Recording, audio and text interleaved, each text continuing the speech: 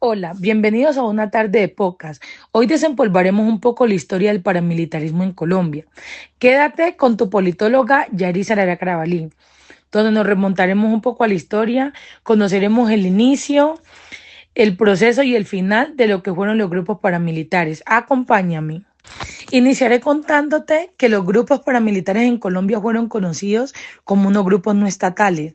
Inicialmente su propósito era proteger las élites y combatir las guerrillas, y las personas que lo integraban eran amenas a la ideología del Partido Conservador. En el año 1962 al año 1966, Guillermo León Valencia se corona como presidente. Como venían en un proceso de hermandad, lo que le hace es presentar un proyecto que lo que busca es legalizar estas estructuras paramilitares que inicialmente estaban conformadas por miembros del ejército altamente preparados. Esta apuesta sería la que abriría las puertas a grandes alianzas. Si bien el paramilitarismo era enemigo de las guerrillas, en la década de los 80, la guerrilla empieza a implementar un plan para recoger fondos para seguir financiando su organización. Empiezan a fomentar lo que hoy conocemos como los secuestros, llevando a cabo el secuestro a la hermana de la familia Otoa, lo que lleva a que Pablo Escobar empiece a crear un grupo narcoparamilitar con el objetivo de proteger las élites del narcotráfico. Este grupo paramilitar fue conocido como el MAS, que básicamente lo que traducía era más secuestradores muertos. Eso era lo que Pablo Escobar buscaba en su momento, poder salvaguardar, cuidar los capos de la mafia. El proceso paramilitar en Colombia cogió mucha fuerza. Eran ellos los encargados de brindar seguridad a los ganaderos, a los narcotraficantes, a los políticos, a los grandes empresarios. Tanto así que se les dio tanto poder político que en las zonas en las que ellos se movían eran ellos el puente, el enlace para que el presidente pudiera designar alcaldes y gobernadores de las diferentes zonas. Es así como nace la conocida parapolítica en la década de los 60, 70 y 80. Pero ¿a quién atacaban los paramilitares?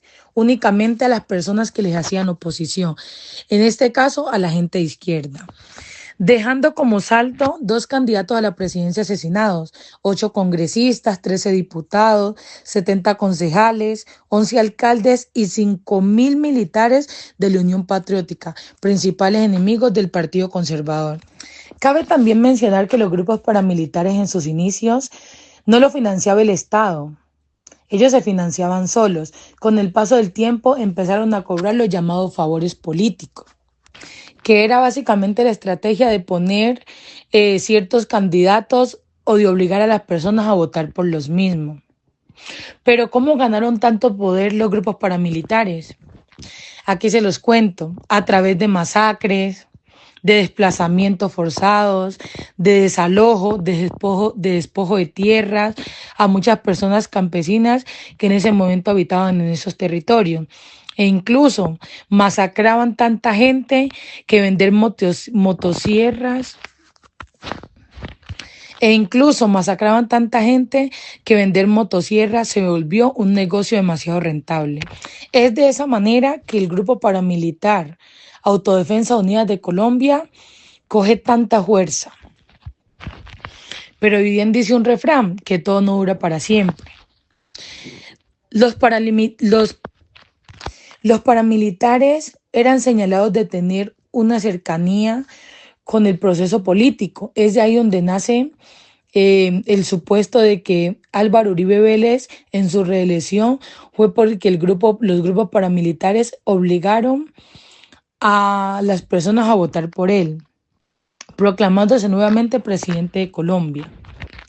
Ustedes se preguntarán, pero ¿quiénes eran los grupos paramilitares más conocidos en ese tiempo? Aquí se los contamos. Las Autodefensas Unidas de Colombia, que nacen en el 1997. Los Jurabeños o el Clan del Golfo en el 2006, los Rastrojos en el 2006, que se asociaron básicamente con el narcotráfico y operaban en el Valle del Cauca y en el Nariño, y las Águilas Negras en el 2010, del 2000 al 2010. Pero Como dice un refrán que nada dura para siempre, en el 2003, en el gobierno de Álvaro Uribe Vélez, después de que Colombia estaba viviendo una ola de violencia demasiado grande, empieza a ejecutarse un plan que se llamó Ley de Justicia y Paz, que lo que buscaba era que los paramilitares se desmovilizaran.